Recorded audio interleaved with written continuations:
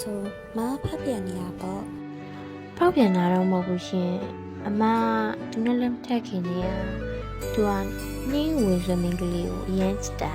။အော်မအဲ့ဒါမှန်မဲလား ဟုတ်တယ်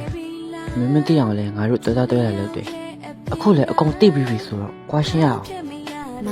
တကယ်ပြောနေရလားဟင်။မနဲ့ကွာရှင်မပြောပါလား